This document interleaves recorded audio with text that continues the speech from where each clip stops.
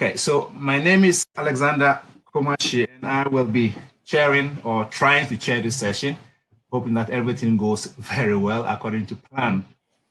And I would just briefly explain what happened. So this is the session on healthcare solutions. So I hope if you're here, you are in the right place. If not, still time to switch to the right room. So this is on healthcare solutions.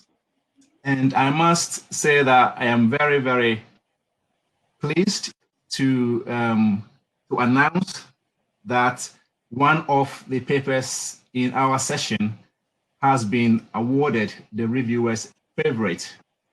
And so that is really exciting. So we are in for a real treat.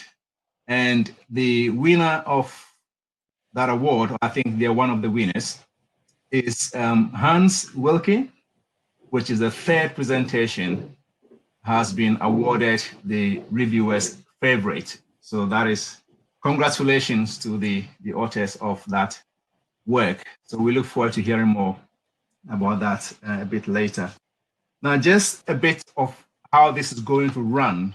I think we are all in this for the first time, so we're getting used to it. For those who are viewing this, you will not be able to speak or to show your video. But what will happen is that we will run all the presentations back to back. If you have any questions whilst the presentations run, please put those in the chat room, and we'll pick those up. We have an assistant for the session who would make sure that everything runs according to plan. So put any questions you have during the presentations in the chat room, and we'll pick that up at the end of the presentations. And also during the discussion time, we may be able to admit one or two people to come in, show video and ask a question, and then go out again, because we have 2 spare rooms for that. So we can do that during the discussion session. So I think that is the main thing to announce, apart from just having to introduce all the speakers before we start, and then I will just let the presentations run back to back. So the first presentation will be on the potential of wearable demonstrators introducing innovative technology, and that will be by Lisa Marie Lüneburg. And Lisa Marie is a research associate at TU Dresden. Her research work is part of the research conducted at the Center for Tactile Internet with Human in the Loop cluster. So Lisa Marie, welcome to the session. And the second presentation on healthcare systems design, a sandbox of current research themes, presented at the international meeting, is by Nicolas Ciccone.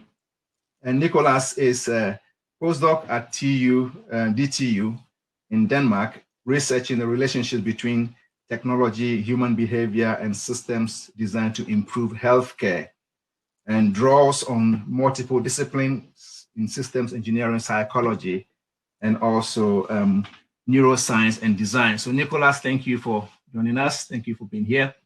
And the third presentation, which is the award-winning presentation, comes from Hans Wilke.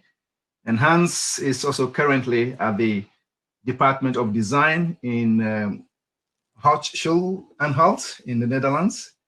And Hans does research in the crossover between medicine and nursing and healthcare science and design. So we very much look forward to hearing from you, Hans. I'm not sure if Hans is here yet, but hopefully he'll be here in time to. Or Katja, are you replacing Hans? Yes. Yes, okay. I am replacing Hans. I'm here. Okay, all right. Okay, thank you very much for joining us. And the final presentation is from Andreas Makoto. Andreas is here and presenting on the topic of evaluating engineering design methods, taking inspiration from software engineering and the health sciences. So Andreas is currently at Central Superlec at the Paris-Saclay University in Paris. And he's in the area of industrial ecology and systems engineering. He received his master's degree in aerospace engineering and at the TU Munich, and the PhD in the same university. He's also an executive director for the UK non-for-profit company initiative for interstellar studies. So it sounds like he's really a man of multiple capabilities and skills and disciplines. He's a fellow of the Stanford Ignite Polytechnic program as well. So Andreas has published several articles in peer-reviewed journals. And Andreas, thank you very much for being here with us. So I think that's about all the background work, introduction, and explanations to do. And so if Fanika is ready, I think you can kick off the presentations. And as I said, please, if you have any questions, just drop it in the chat box and we'll pick it up. And we should have roughly half an hour for discussions towards the end. So, Fanika.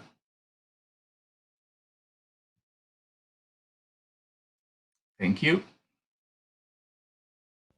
Hello and welcome to my paper presentation.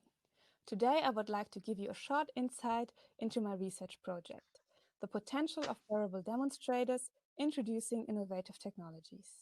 My name is Lisa Marie Lüneburg and I'm a PhD student at the Center of Tactile Internet with Human in the Loop at TU Dresden. And I would like to start with the motivation of my project. In the coming years, we will face enormous technological change. One of these groundbreaking technologies is the new 5G communication standard, which enables low latency feedback control in human-machine cooperation. The vision of the Internet of Skills is to take these possibilities and to democratize access to skills of experts for everyone. And this holds a high potential for disruptive innovations to significantly change our everyday lives. And here, design can make a decisive contribution to align this change with the people's needs, with our needs. And from this, my research question follows. Which drivers influence the perception of innovative wearable product service systems? And how we can assess if we are on the right path with our research and development processes towards meaningful and sense-making innovations. To tackle these questions, I would like to present you the two main theoretical approaches my research is based on. First, the concept of design-driven innovation is a well-established concept by Verganti since 2009. On top of this, the St. Gallen business model, economic perspective, proposes 7 factors of innovation perception. And those factors are indicators for the meaningfulness as well as the novelty of an innovation. So with these models, we entered our pilot study in order to test if they are relevant for the assessment of our demonstrators. We presented 3 demonstrators at the 5G Summit in 2018 and on public events like the Science Night in Dresden. The first demonstrator was a device to support professional dancers in learning choreographies through a haptic feedback belt and a floor visualization. Here, the professional dancers we gave this belt to stated that the experience of the possibilities of the new technologies of 5G was very positive. We entered in a dialogue with the dancers and could speak with them about fears, about critical aspects, but also about new ideas how to apply this technology into their work, into their lives. Also, we had a volleyball training demonstrator, and here the 5G experts were very positive about the close visibility of this demonstrator, and the most visitors were engaged and tested it themselves. And even though the performance of our exosuit, the third demonstrator, was not convincing, it became apparent that the acceptance for new technology can be raised considerably through examples from popular fields of application like sports. So in summary, we can say that we classify 5 key factors regarding the user's perception of demonstrators. So first, the performance of demonstrators are assessed very differently and are very depending on the user's expectations. So here it is also worth mentioning the factor of habit. And also the social influence and the hedonic motivation turned out to be important factors that can greatly be influenced by the range of the demonstrators. And in particular, sports use cases were embraced as very exciting and inspiring fields. So this pilot study showed us in which factors to focus, and we could adapt findings implicitly in the following process of the next demonstrator. Here, we defined the target group explicitly the visitors, not the end users, like school students. And therefore, we wanted them to animate, to participate, and play with the demonstrator rock, paper, scissors. Generally, with this attempt, we expect to develop a design framework for demonstrators targeting the ability to transfer scientific research into meaningful outcomes for society. So if you are also researching in this field or have any question, please contact me or ask me right after here. Thank you. Bye.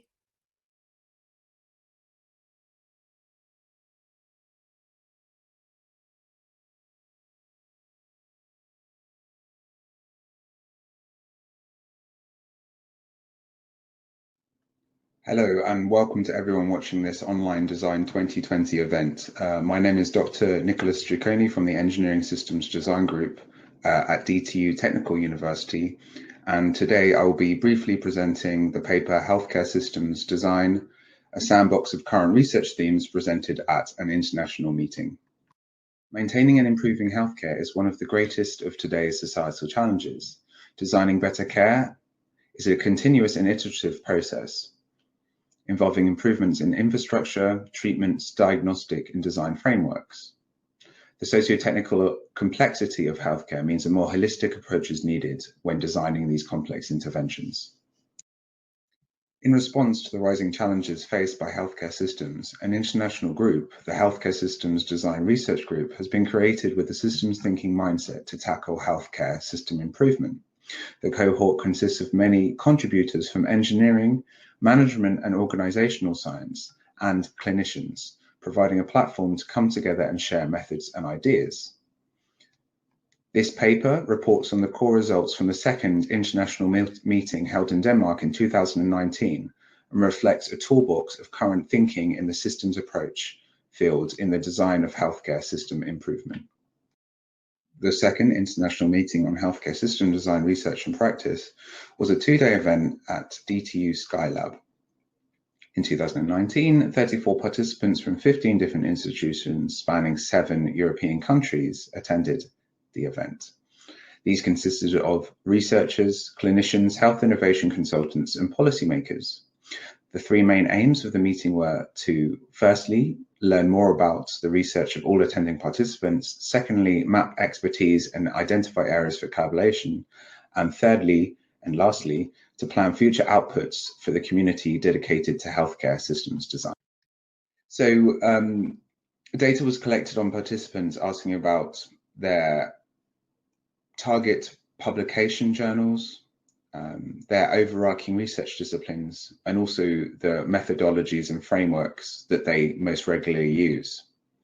Participants were then also asked to position their work with sticky notes on a healthcare systems model, as you can see here on the slide. This emphasizes the 4 levels of the system: patient, care team, organization, and environment. This helps us understand what aspects of the system is currently under research and also gives scope for future collaborations. Throughout the event and through a set of Ignite talks, a list of emerging research themes were extracted that act as a toolbox to tackle complexity when designing for a healthy future. This list is not exhaustive, but provides an overview of the researchers' work who attended the event. These themes include value effectiveness, risk, individual insight, technology, modeling and simulation, and product and service development methodologies.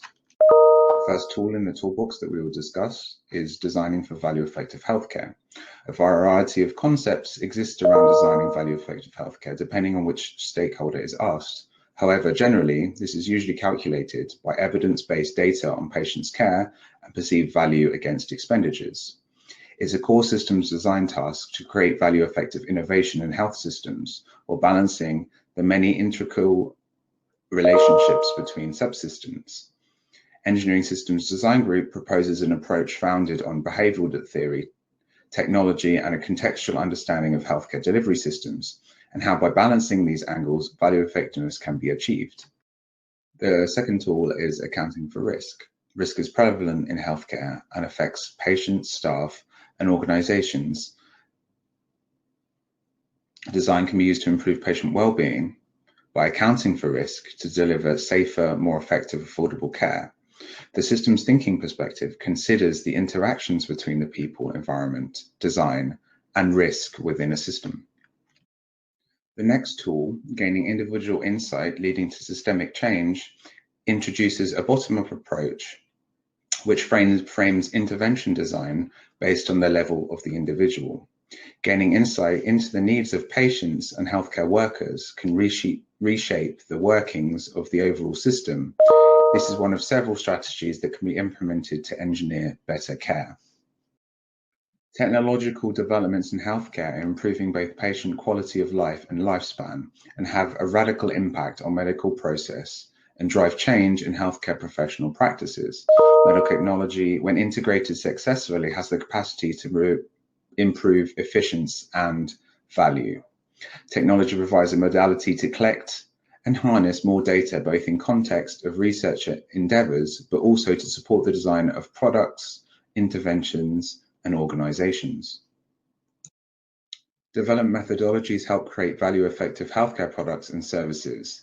These vary from functional, modular, and platform-based developments to engineering strategies of modularization and customization, user-centered design for adaptation of products and service, and visual design, communication, and prototyping. These methods often use various stakeholders and their engagement to create more effective services and products. Understanding complexity is vital for being able to improve complex socio-technical systems. It can lead the way to change the collective mindset about healthcare systems, enabling improved performance through informed design. Modeling and simulations are good methods for achieving this. Examples of this can be user-driven healthcare innovations by modeling hospital workflows, or by the mapping of components of complex systems involved in forecasting of pharmacy supply chains. Thank you for taking the time to tune into this recording. I hope you take away some tools from the systems approach to healthcare improvement, and I would encourage you to read the paper for more in-depth look at these. Feel free to join the Healthcare Systems Design SIG for further discussion in this area. My contact information is here if you would like to reach out about more information. Thank you.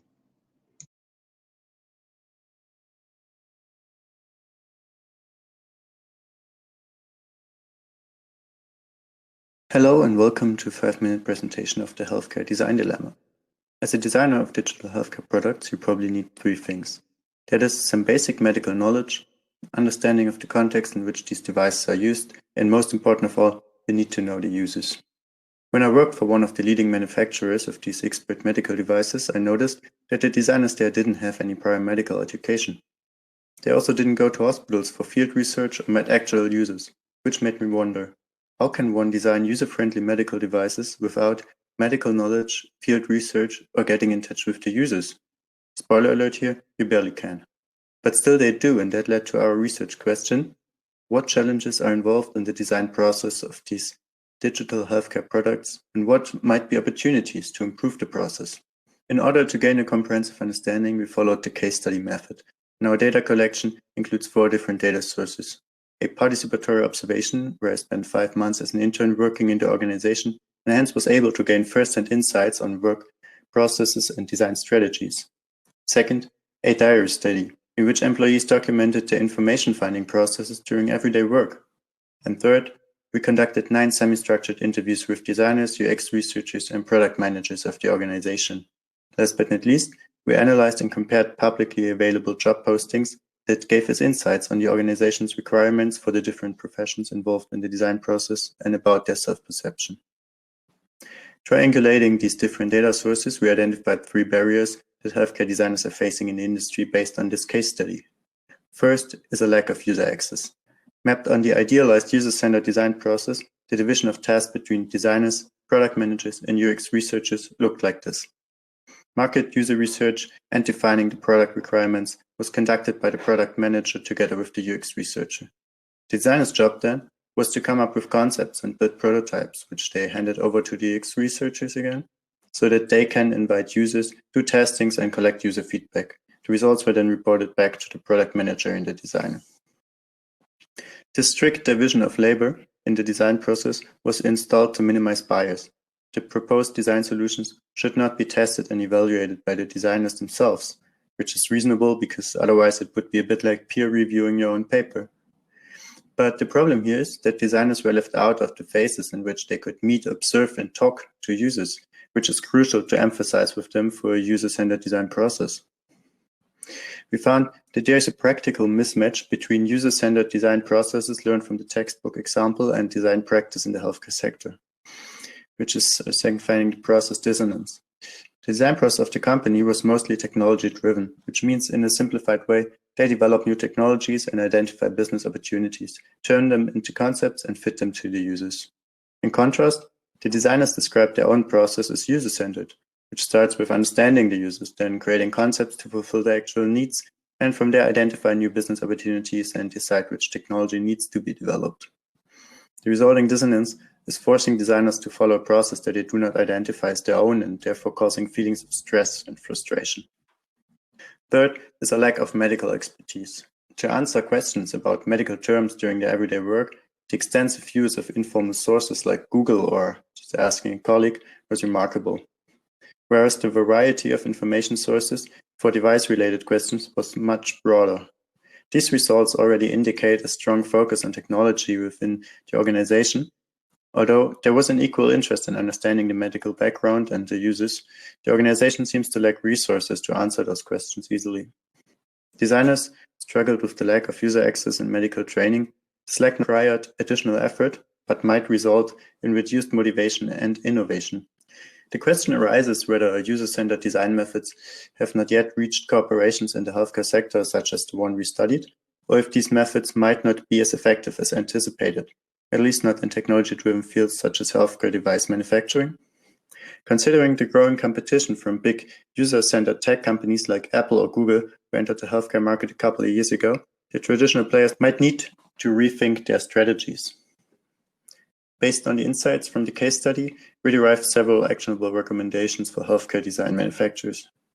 That is, first, to involve designers formally in the user research and testing phase, to let them build an empathic connection to the user via direct contact. Second, improve interdisciplinary communication, for example, by sensitizing the different professions for each other's working methods and approaches, or improving transparency in the distribution of responsibilities. And third, to develop and establish tools for remote research to support designers with the required user access. Although our findings will need to be further investigated and validated through studies in other organizations, we think the insights and recommendations already present manifold potentials for future work. Thank you.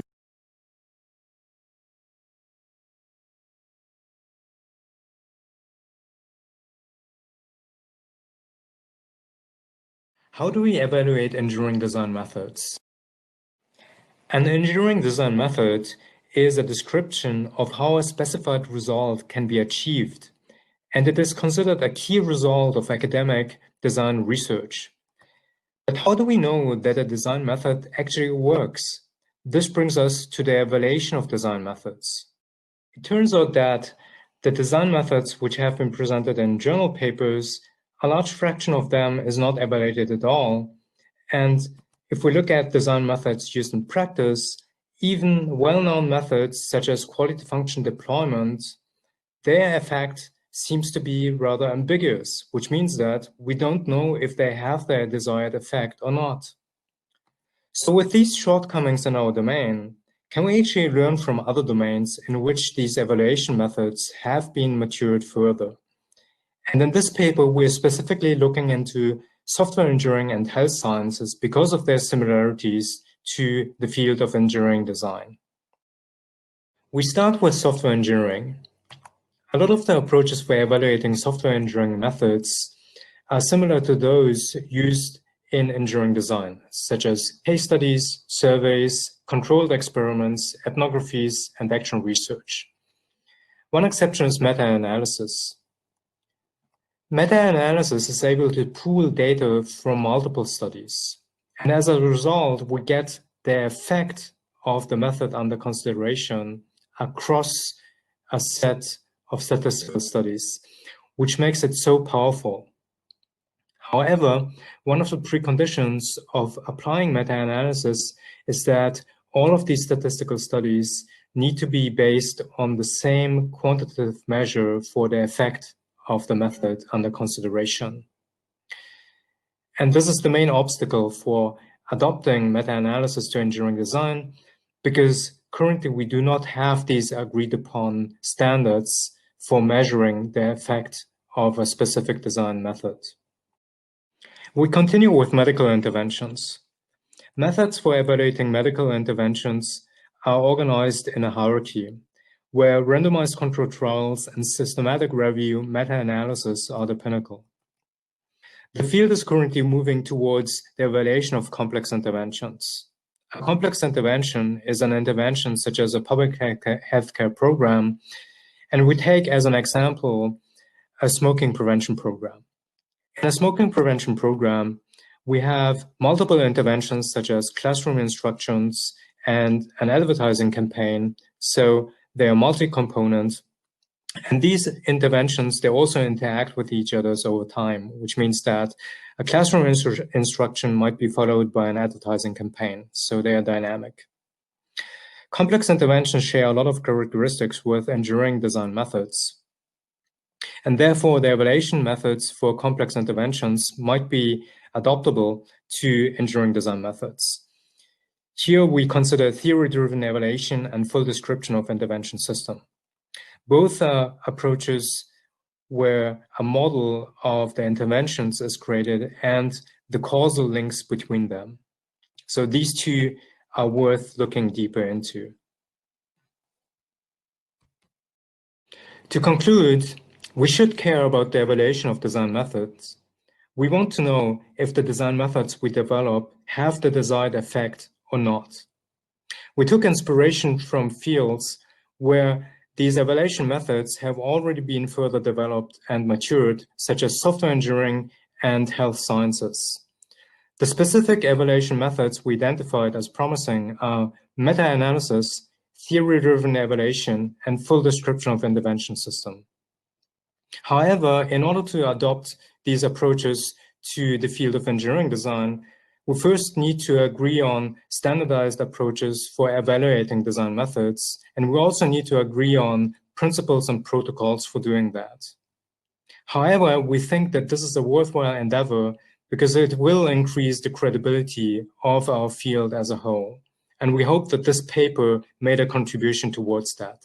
Thank you very much for your attention.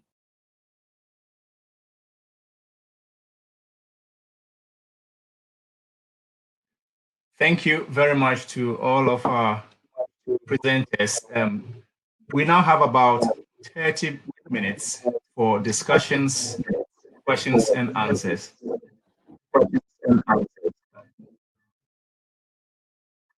Can you hear me? Okay, all right. As I said, if you have any questions, please type them in the and we'll pick them up. I think I can hear myself. I'm not sure where that echo is coming from. Fanika, you know what's going on? Well, I can hear you normally, so I'm not sure what is on your side. If some additional problem arises, then you try to refresh the page. That might help. Okay. Okay, all right. So the first question we have in the chat box is for Lisa. And it says that, this is Katja. I was wondering whether the systems you described in your presentation might be a solution for the problems presented in a third paper. If you remember, I think, Katja, you might want to explain what you mean by that. Do you want to say a bit more about your question, Katja? Yes, I'm happy to. First of all, I'm super thrilled about this award, and it's such a pity that Hannes cannot be here himself, who did the main work on the study. And maybe you remember in the final conclusions that you mentioned that the designers do not get access to the hospitals to get user research, to observe people, and then they have to design these medical products. So I was wondering, one of the possible solutions that he suggested was to do some kind of remote research, so that, because of time constraints and resources and so on, not all the designers can go to the hospitals and do field research. So I was wondering if the technologies presented in the first presentation could somehow be used to do remote research. You were talking about these virtual avatars, so that people could somehow get access to the hospital without actually going there. That's my question. And by the way, I can also hear myself. There's some kind of echo in the sound. Yes.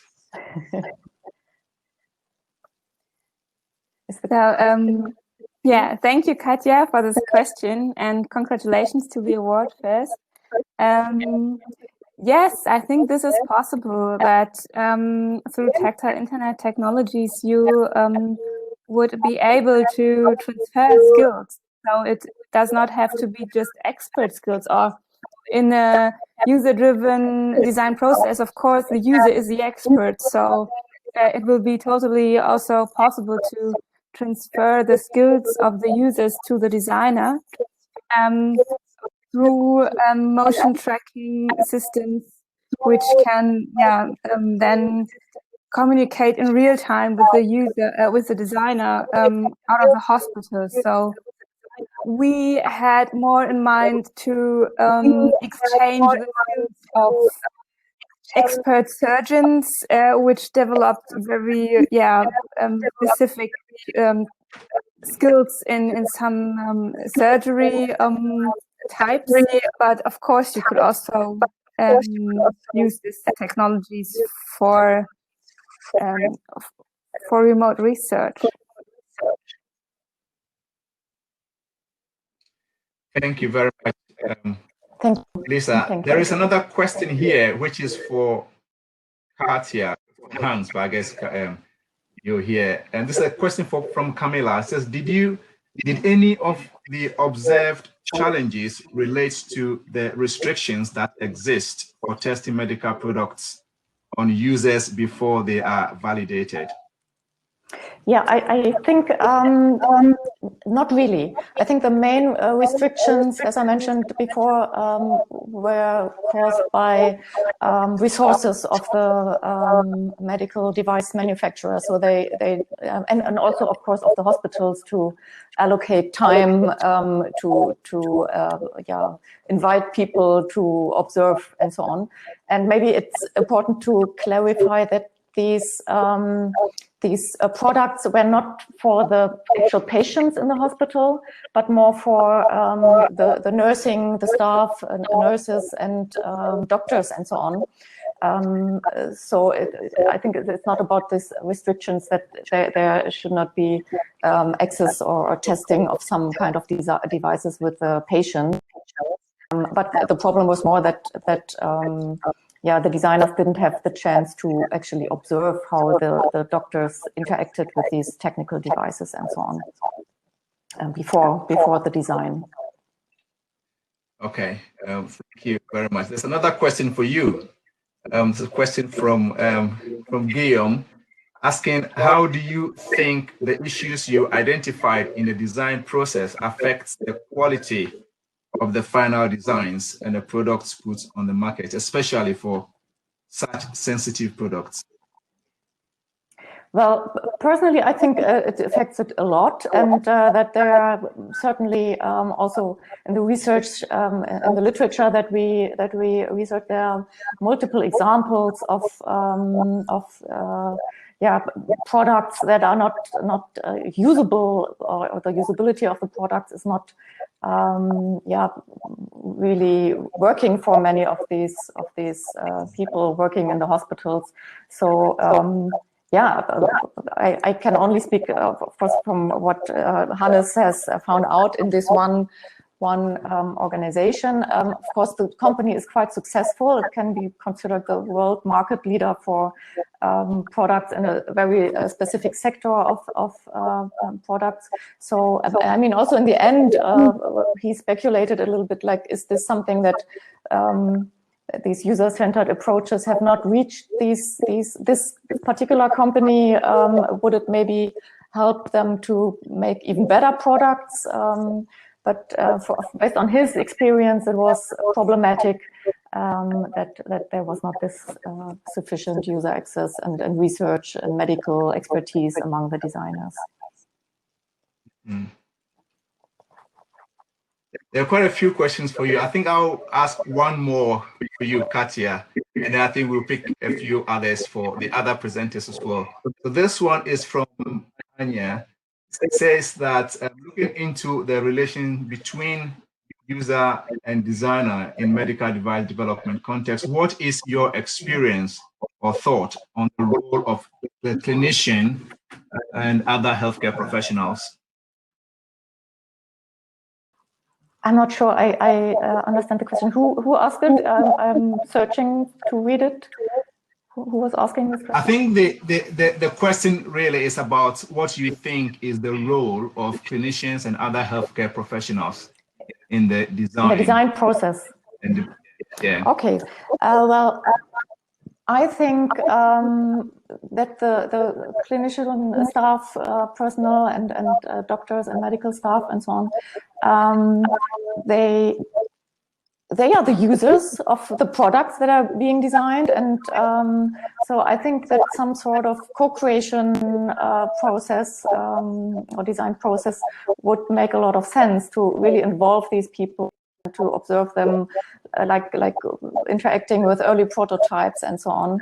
And apparently this did not really happen in that organization. But I must say, I'm not an expert in the healthcare design sector at all. So Hannes is one of my students, and this work was actually his bachelor thesis. And so he has all the main insights, and he spent like 5 months at this company and did all this research. And so I cannot go really into detail with responding to these detailed questions, I'm afraid.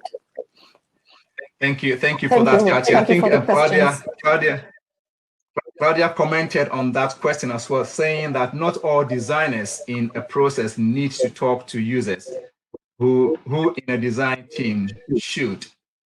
And yeah, so that's a comment, so a question as well from that. But I think we would move on, and I want to just pick up on Andreas and your presentation. And I guess I was looking at your paper, and you touched a bit on the fact that there are issues with defining design methods in terms of what's the definition for design methods. And I wondered, in trying to understand how you evaluate this and bring in examples from healthcare and software engineering, what would you say are the differences between methods in design, methods in healthcare, and methods in software engineering? Okay, can you hear me? Yes, I can hear you. Great. Yeah, I mean, it turns out that the methods in these 3 different domains, they share a lot of common points, and that was exactly the reason why we chose these domains to get inspired for the field of engineering design. I mean, in software engineering, it's quite obvious because you have an artifact, which is software, and the design methods in software actually aim at developing software in a better manner or get better software out of the process. So this is very similar to the field of engineering design. Healthcare or health sciences is interesting because there's really a range of different interventions. I mean, they rather talk about interventions than design methods. Interventions could be like drugs. Yeah, so you have like two control groups, and then you compare them. One is taking the drug, the other doesn't. But then there are also complex interventions which share a lot of elements with engineering design methods. So complex interventions are interventions where multiple interventions are grouped together, and they are sometimes ordered sequentially in a dynamic fashion. And they're often used in a complex context, which means that, like in hospitals, like public health programs, where you can imagine something like a classroom session to teach students about not to smoke, advertisements, etc. So all of these interventions are interacting, and there's some desired effect. I mean, ultimately, we would like to have more people like not smoking with the complex intervention than without. But how do you evaluate that? So this is like the tricky question with complex interventions. And actually, this question is quite close to responding to the question whether an engineering design method actually works in industry, for instance.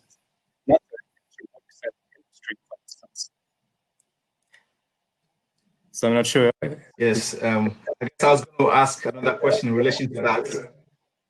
You know, that's helpful. I think I was just raising another aspect of that question, which from what you said, what is actually happening is that you're looking at ways of evaluating interventions in healthcare, and you're trying to apply that to ways of evaluating methods in healthcare.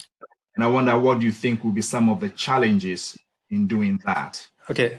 I mean, the basic idea of the paper was actually to get inspired by healthcare for the field of engineering design. So it's not really that we wanted to, I mean, design methods in healthcare are of course a subset, but we were rather looking at the evaluation of healthcare interventions in general, including like drug use, complex interventions, etc.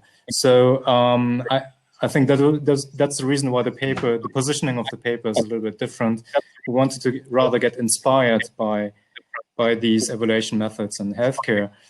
And actually, it's quite interesting to look into healthcare because the evaluation of healthcare interventions has a quite long history, and it tends to be much more rigorous than the way it is done in engineering design today, with a lot more powerful statistical approaches, empirical approaches where different data sources are unified.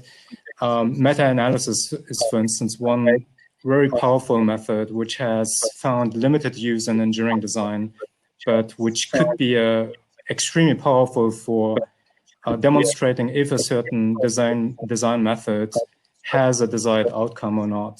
Yeah, and this still remains to be explored in engineering design, essentially because for applying these very powerful methods, you need to have some kind of standardization or agreed upon criteria in a domain. And I think in engineering design, we're still far away from that.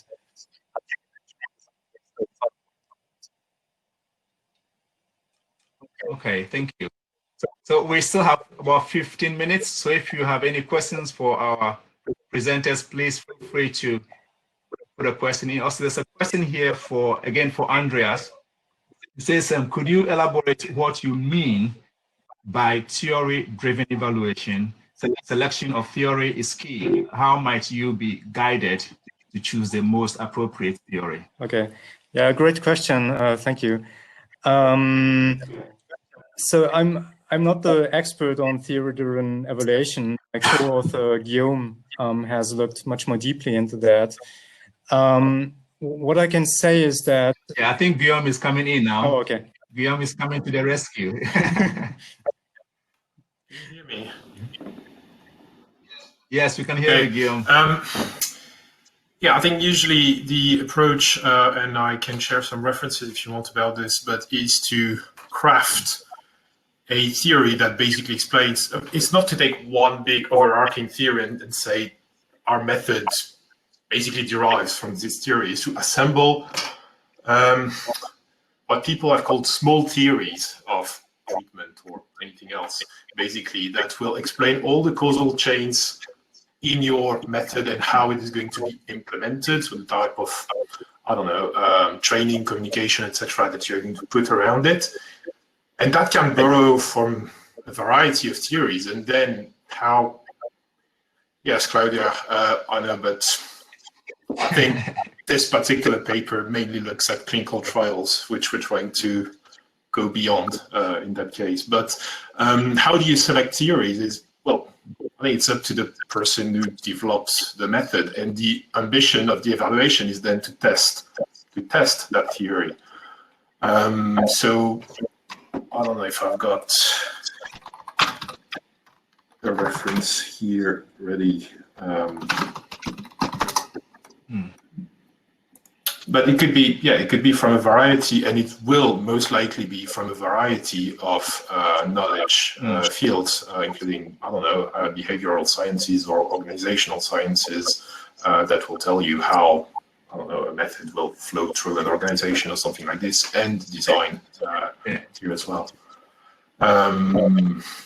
So yes, I can share some references on this, and there are references in the paper as well.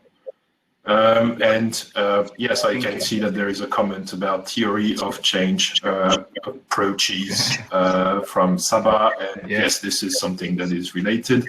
And what happens if you have no theory? Well, is basically you elaborate on a theoretical model that will explain why your method is good and will work, and then you test if that is the case.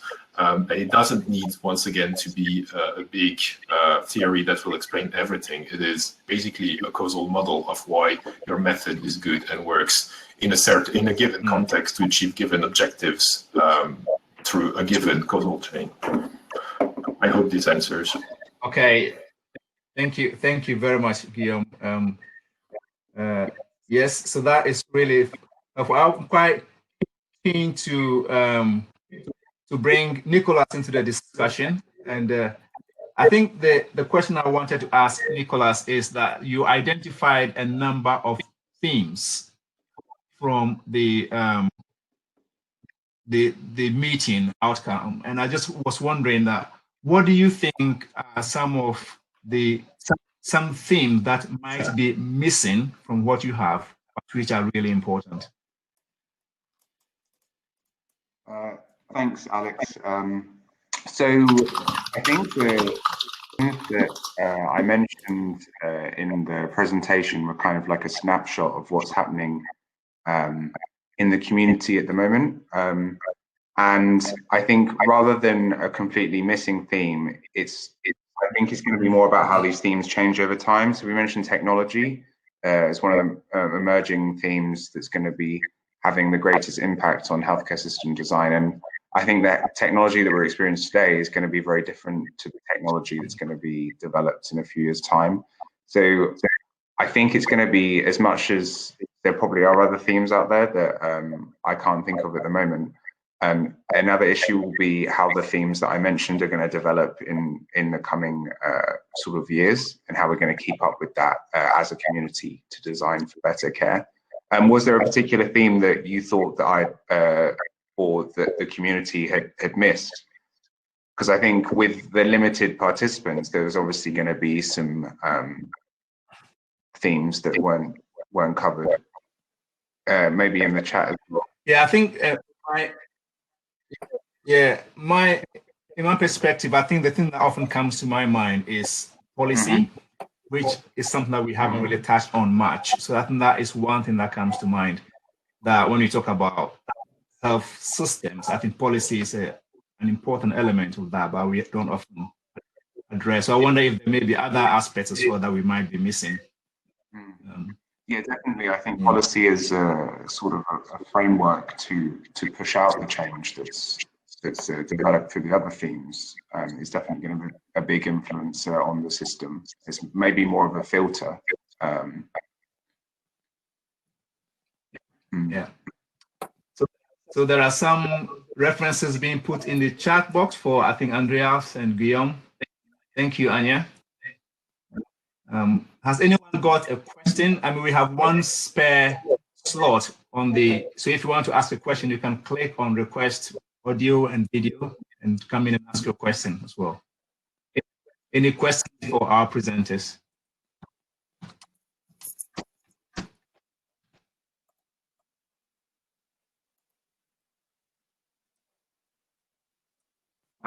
I thought, Lisa, when I look at your paper, I did think, because your focus was very much on sports and dancing, which I guess can be a kind of sport as well. But and I was trying to think about how or what you think might be some healthcare applications of what you were doing, which I think maybe Katja did ask the same question. But I wonder if you want to say more about how it can be applied in healthcare.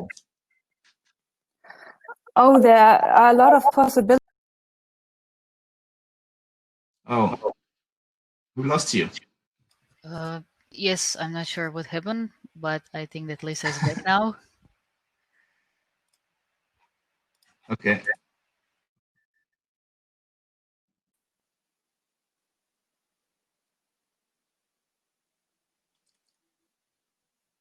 Hello. Can you hear Lisa? Sorry. Yeah, we can hear you I now. cannot see anything. Or hear. I can see you. Can you hear me? Can you hear me? No? Okay, she's gone again. Well,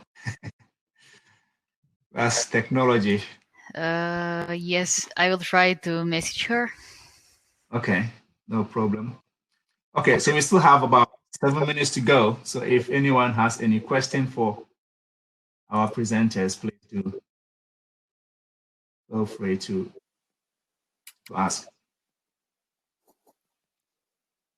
Welcome back, Lisa. Hi. Okay. I try to answer very short. You proceed. Or no, you carry on. Carry on. You can respond to the question. Okay. Yeah. Thank you. So yeah, we are at the moment designing a laparoscopic instrument where we add haptic feedback, because it is a problem for surgeons in laparoscopic surgery that they don't have a real-time feedback about what they are feeling in between the instruments while they have the minimal invasive surgery. So there are a lot of possibilities to implement this technology, or to use this technology of tactile internet, and also in designing or in supporting surgeons with robots, like that robots and surgeons work together. They need to communicate in real time, and their designers also are important to see how this communication with the robot, who perhaps holds you a camera while you operate in a minimal invasive surgery. This robot needs to know what you are doing. Okay, she's gone again. I have one question for Katja, I guess that was for Hans. I was thinking, when I look at your paper, I wondered what you thought. I mean, how far you think your findings could be generalized, given that it's a case study focusing on one organization, but it is relevant to many other organizations. But how confident would you be that it could apply to many other organizations? Yeah, that's a very good question. And we mentioned this also as the major limitation of the paper, that we looked into only this one organization and did not compare it with other organizations. I think, Petra, are you raising your hand? The third author of the paper. Do you want to jump in and respond? That would be great. Jump in. Oh, okay. Hello, Petra. Petra, we can't hear you. Can you unmute?